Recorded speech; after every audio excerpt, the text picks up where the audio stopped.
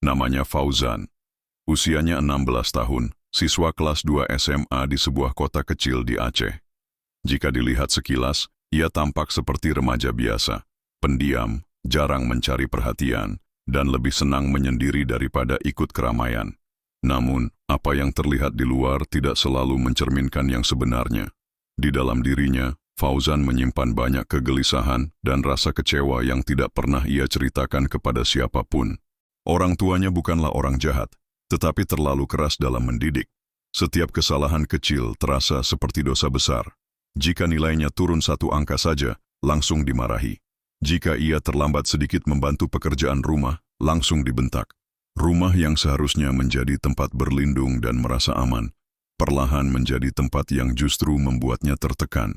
Ia mulai sulit bernapas dalam kebebasan, seolah apapun yang ia lakukan tidak pernah cukup baik di mata keluarganya. Di sekolah, Fauzan pun tidak begitu berbeda. Ia tidak memiliki banyak teman dekat. Beberapa teman sekelas justru suka mencibir penampilannya yang sederhana.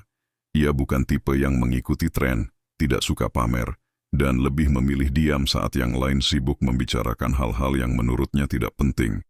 Cibiran dan ejekan itu sedikit demi sedikit menghancurkan rasa percaya dirinya. Ia mulai merasa bahwa ia tidak layak diterima, bahkan di lingkungan sekolah sekalipun. Hingga suatu hari, ia bertemu dengan Ricky, seorang siswa pindahan dari kota sebelah. Ricky berbeda dari teman-temannya yang lain. Ia percaya diri, berani bicara apa adanya, dan selalu terlihat dikelilingi oleh banyak orang. Kehadirannya memunculkan rasa penasaran dalam diri Fauzan, dan entah bagaimana Ricky mulai mendekatinya. Ajakannya untuk berbicara, mendengarkan keluh kesah Fauzan, dan menawarkan sudut pandang baru membuat Fauzan merasa didengar bahkan dihargai. "Kau tidak harus memendam semuanya sendirian, Zan," kata Ricky dengan nada tenang. "Kadang kita butuh keluar dari aturan supaya bisa merasa bebas." Ucapan itu terus terngiang dalam pikiran Fauzan. Terlebih lagi ketika Ricky mulai memperkenalkannya pada sekelompok teman di luar sekolah. Awalnya hanya sekadar nongkrong di pinggir jalan, lalu berlanjut menjadi kebiasaan rutin.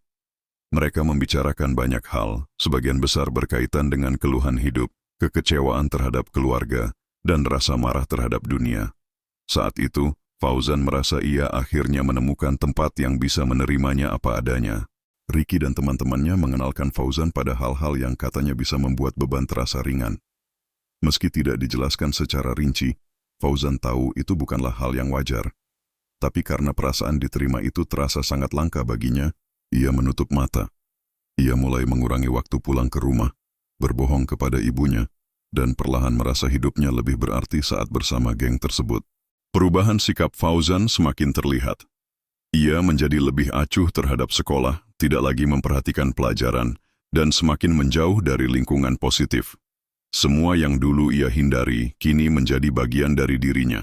Dan ketika ia merasa cukup kuat, ia membuat satu keputusan besar, meninggalkan rumah. Tanpa pesan, tanpa penjelasan, ia merasa tidak ada lagi alasan untuk bertahan.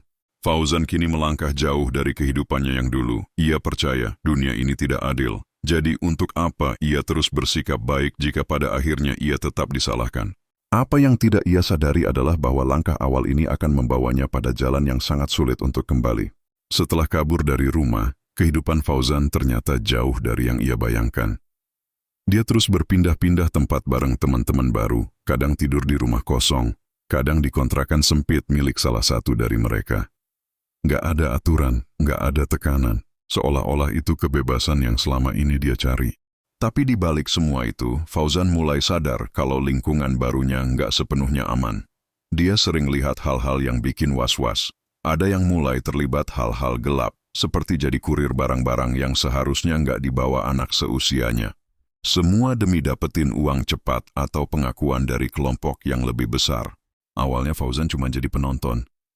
Tapi lama-lama dia ikut-ikutan, bukan karena niat buruk, tapi karena pengen dianggap berarti. Dia ngerasa itu satu-satunya cara supaya bisa diterima sepenuhnya. Mulai deh dia kehilangan arah. Apa yang dulu dia anggap salah, sekarang terasa biasa aja. Hatinya mulai kebal sama nilai-nilai yang dulu dia pelajari sejak kecil. Ricky juga mulai terlihat makin jauh. Dia nggak kayak kakak yang dulu suka ngasih arahan. Ricky lebih sering sibuk sendiri, entah ngurusin apa. Fauzan mulai ngerasa kalau keluarga barunya itu cuma sementara, nggak sekuat yang dia bayangin. Dia mulai ragu, tapi semuanya sudah terlanjur terjadi. Suatu malam, Fauzan duduk di depan gang kecil sambil menatap jalanan sepi dengan kosong. Dia teringat ibunya, wajah yang dulu sering dia lihat nangis diam-diam di dapur. Juga masa-masa saat dia rajin belajar dan guru-guru sering memuji sopan santunnya. Semua itu kini terasa sangat jauh. Tiba-tiba salah satu temannya datang bawa kabar kalau beberapa orang dari kelompok mereka lagi bermasalah sama pihak berwenang. Ada yang ketangkep karena bawa barang ilegal. Suasana jadi panik. Fauzan cuma bisa diam, rasa takut mulai muncul, tapi dia nggak tahu harus lari kemana. Untuk pertama kalinya sejak kabur dari rumah, Fauzan ngerasa benar-benar sendirian. Dia sadar jalan yang dia pilih itu salah. Tapi dia juga merasa sudah terlalu jauh buat balik lagi. Rasanya semua jembatan udah dia bakar sendiri. Di tengah kekacauan itu, dia cuma bisa berdoa dalam hati, berharap masih ada kesempatan buat memperbaiki semuanya.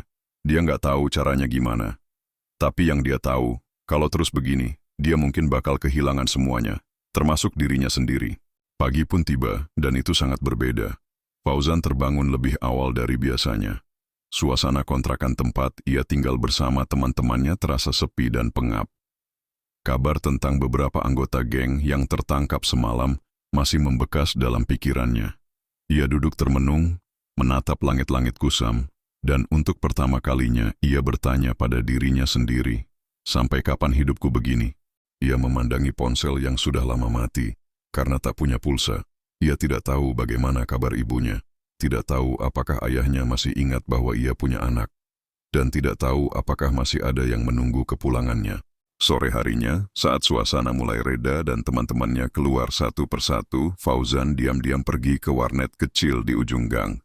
Ia mengakses media sosial dan membuka akun lamanya. Di sana, ia melihat pesan dari ibunya yang dikirim berbulan-bulan lalu. Dan ibunya berkata, "Ibu tidak akan marah, Zan. Pulanglah kalau kamu sudah lelah." Pesan itu menusuk hatinya. Bukan amarah yang ia terima, tapi harapan. Ia mulai menangis dalam diam. Tangis yang tertahan terlalu lama. Penyesalan perlahan muncul. Bukan hanya karena ia telah menyakiti orang-orang yang menyayanginya, tapi karena ia juga menyakiti dirinya sendiri. Fauzan akhirnya memberanikan diri kembali ke rumah. Dengan baju lusuh dan wajah yang penuh rasa bersalah, ia berdiri di depan pintu rumah yang sudah lama ia tinggalkan. Ibunya membuka pintu. Tidak ada kata-kata panjang, hanya pelukan dan air mata yang menjawab segalanya. Hari-hari berikutnya bukan hal yang mudah. Ia harus menjelaskan banyak hal kepada sekolah, masyarakat, dan terutama kepada dirinya sendiri. Tapi satu hal yang pasti, Fauzan tidak ingin mengulang masa lalu. Ia mulai mengikuti kegiatan positif di kampung, membantu di masjid, dan perlahan membangun kembali kepercayaan yang sempat hilang. Dari kisah ini kita belajar bahwa setiap orang bisa tersesat, namun selama ada keinginan untuk berubah, jalan pulang itu selalu ada. Kadang, dunia memang terasa tidak adil, tapi bukan berarti kita harus melawan dengan cara yang merusak diri sendiri. Semua orang punya luka, tapi bukan berarti kita harus melukai yang lain. Pilihan yang buruk tidak harus berakhir buruk, selama kita mau mengakuinya dan mengambil langkah untuk berubah.